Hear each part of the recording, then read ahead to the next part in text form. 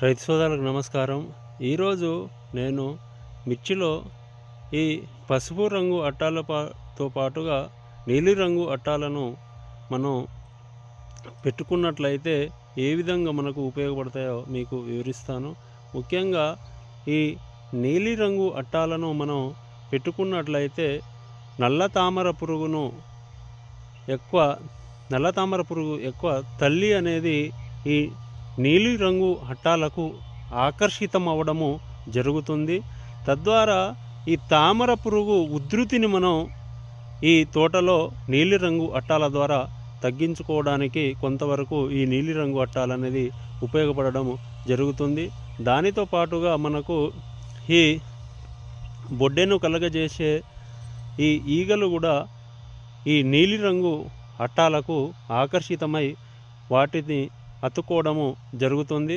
ఒకసారి మీకు ఈ నీలిరంగు అట్టాల మీద ఉన్నటువంటి ఈ కీటకాలను చూపించడానికి ప్రయత్నిస్తాను. ఒకసారి చూడండి ఏ విధంగా ఈ కీటకాలు తల్లి అనేది పురుగు తామర పురుగుతో పాటుగా ఈ ఈగలనేది ఈ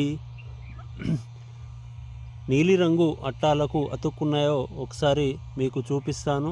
చూడండి ఒకసారి ఏ విధంగా ఈ పురుగు అనేది అతుక్కున్నాయో, చూడండి ఎలా అతుక్కున్నాయో. ఈగతో పాటుగా మనకు ఈ నల్ల తామర పురుగులు దీనిని అతుక్కోవడం అనేది జరుగుతుంది. ఈ నీలిరంగు అట్టాను ఇక ఈ పసుపు రంగులో అట్టాలో వచ్చేసి మనకు ఈ జెమిని వైరస్ను కలగజేసే దోమతో పాటుగా మనకు ముడతను కలగజేసే దోమలు అనేది ఈ పసుపు రంగు అట్టాకు అతుక్కోవడం జరుగుతుంది. ఎక్కువగా ఈ దోమ అనేది దీనికి అతుక్కోవడానికి ఆస్కారం ఉంటుంది. కాబట్టి ఈ పసుపు రంగు అట్టాలను మనం పెట్టుకున్నట్లయితే ఈ విధంగా దోమలు అనేది ఈ పసుపు రంగుకు అట్టాకు అతుక్కోవడం జరుగుతుంది. చూడండి ఒకసారి చూపిస్తున్నా. ఈ పైముడతను కలగజేసే దోమతో పాటుగా మనకు జెమిని వైరస్కు కారణమైన దోమని వ్యాప్తి చెందకుండా నివారించడంలో ఈ పసుపు రంగు అట్టాలనేది మనకు ఈ మిర్చిలో ఉపయోగపడతాయి. నేను వీటిని ప్రాథమిక దశలోనే వేసుకున్నాను. నా దాంట్లో జెమిని వైరస్ చాలా వరకు నివారించబడ్డది.